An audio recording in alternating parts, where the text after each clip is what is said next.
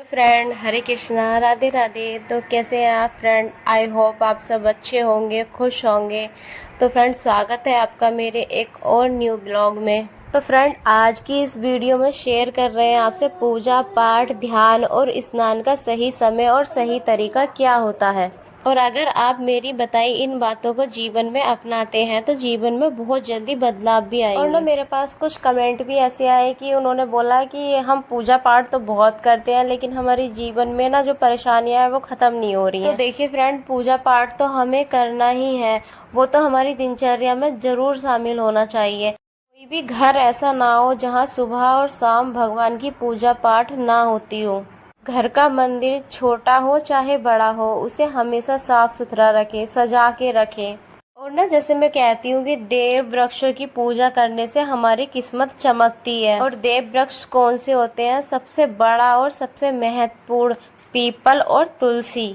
तो घर के आंगन में तुलसी सभी के होती है और पीपल वृक्ष की तो क्या ही महिमा कहें। और इस बात को तो भगवान श्री कृष्ण ने गीता में खुद कहा है कि वृक्षों में मैं पीपल हूँ। तो पीपल की पूजा करना तो साक्षात हमारे श्री विष्णु और कान्हा जी की पूजा करना है। और देखिए, पीपल वृक्ष किसी के घर के आसपास नहीं है तो कोई बात नहीं है, तो आप घर में ही तुलसी जी की पूजा करिए। लेकिन जिन लोगों के भी घर के आसपास में पीपल का पेड़ है, उन लोगों को एक लोटा जल और उसमें थोड़ा सा मीठा डाल के जरूर चढ़ाना चाहिए। तो वैसे तो देखिए, आप एक लोटा जल रोजाना ही चढ़ा सकते हैं, है ना। और अगर रोज ना भी हो पाए ना, तो आप शनिवार का और गुरुवार का नियम जरूर से बना लें। और अगर आप शनिवार को पीपल वृक्ष की पूजा कर रहे हैं तो आपको सरसों के तेल का दिया जलाना चाहिए। और अगर आप बृहस्पतिवार को पूजा कर रहे हैं तो आप ना एक लोटे जल में थोड़ी सी चुटकी, एक चुटकी हल्दी डाल के और उसमें थोड़ा सा मीठा डाल लीजिए, गुड़, चीनी, जो भी आपके पास हो वो मीठा डाल के चढ़ा दीजिए। तो बस आप एक बार करके देखिए और आप ना 40 दिन का नियम लेके देखिए, एक भी दिन बिना मिस किए हुए। तो आप देखेंगे कि आपके जीवन में कितनी तेजी से बदलाव आएंगे। दहलीज पूजा करना, तो फ्रेंड आपको ना दहलीज पूजा जरूर से करनी चाहिए। और दहलीज पे ना हमारे पितरों का, देवी देवताओं का, माता लक्ष्मी का, हमारी कुल देवी का, सभी का वास बताया गया है। इसलिए दहलीज को बहुत ही पूजित जगह बताया गया है। कभी भी दहलीज पे पैर नहीं रखना चाहिए। सुबह में दहलीज पर जल जरूर डालना चाहिए। अगर वो जल रात को आप किसी बर्तन में भर के और अपनी किचन में रख दें और उस जल को सुबह दहलीज डालते समय माता लक्ष्मी और पितरों का ध्यान करें तो वो बहुत ही अच्छा होता है। और संध्या के समय दीपक जरूर जलाना चाहिए दहलीज पे। रंगोली और स्वास्तिक अगर आप बना सकते हैं तब तो और भी अच्छा हो जाएगा। या आप थोड़े से फूल रख के उसके ऊपर दिया जलाएं, या फिर किसी कटोरी में थोड़े से चावल रख के रोजाना उसी में दिया जलाएं। और फ्रेंड, ऐसा करने से ना लक्ष्मी आपके घर को छोड़ के कभी नहीं जाती हैं। और हफ्ते के जैसे गुरुवार है, शुक्रवार है, ये दिन भी ना लक्ष्मी नारायण भगवान के होते हैं। तो जैसा आप इन दिनों में व्रत भी कर सकते हैं। और व्रत ना कर सके ना तो जैसे गुरुवार के दिन कुछ मीठा बनाएं, तो जैसे ना पीला भोग प्रसाद बनाएं भगवान को भोग लगाने के लिए। और ये ना आप नियम बनाएं कि हर गुरुवार को आप ऐसा करेंगे।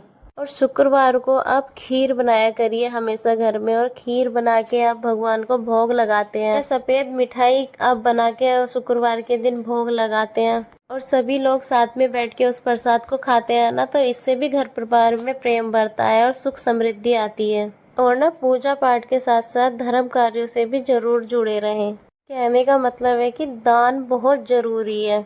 जो आप देते हैं ना वही आपको दूसरों से मिलता है। तो जैसे धन, अन्न, वस्त्र, इन चीजों का दान आप करते हैं ना, तो इन चीजों की कमी आपके घर में कभी नहीं होती। माता लक्ष्मी और माता अन्नपूर्णा की कृपा सदैव आप पर बरसती रहती है। जैसे मेरे पास एक कमेंट आया था कि दी आप दान को कहते रहते हैं, हम इतने गरीब है कि हमसे दान नहीं होता। तो कोई बात नहीं, देखिए दान सिर्फ पैसे या धन से नहीं होता। अगर आप किसी के चेहरे पे मुस्कुराहट ला देते हैं, किसी को पानी भी पिला देते हैं, मतलब, और अगर कोई रो रहा है और आप उससे इतना भी कह देंगे ना कि तुम परेशान मत हो, मैं तेरे साथ हूँ, तो समझ लो तुरंत प्रभु की कृपा दृष्टि आप पे बरसने लगेगी। क्योंकि प्रभु को सिर्फ प्रेम प्यारा है।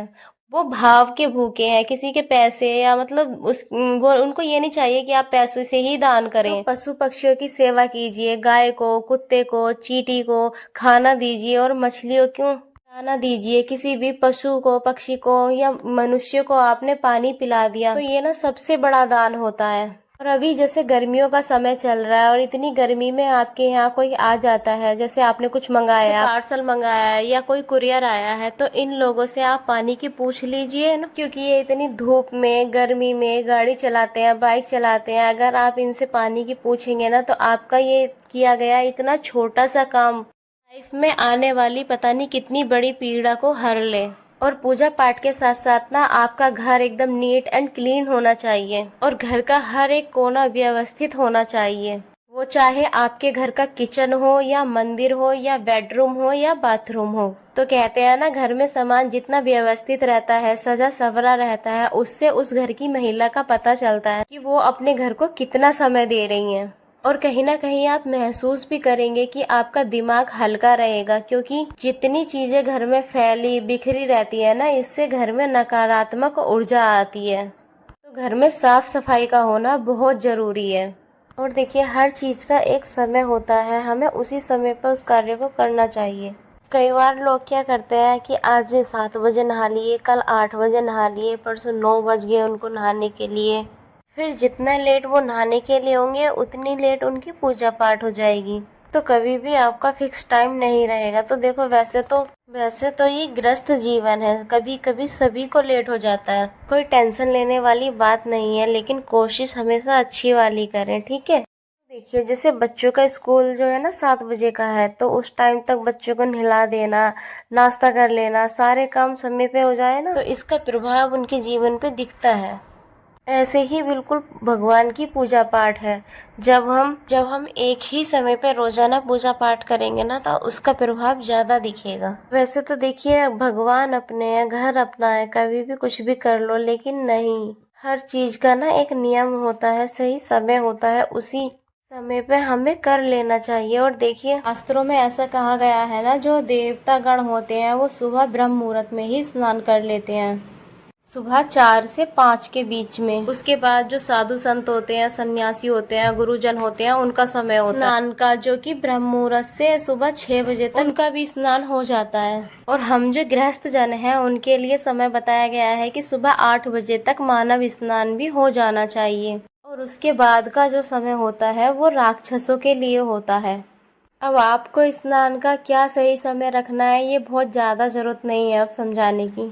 अगर आप चाहते हैं कि आपके आने वाला समय अच्छा होना, तो आपको समय के साथ ही आपको सारे कार्य करने होंगे, तभी आपको उसके शुभ फल, अच्छे परिणाम देखने को मिलेंगे।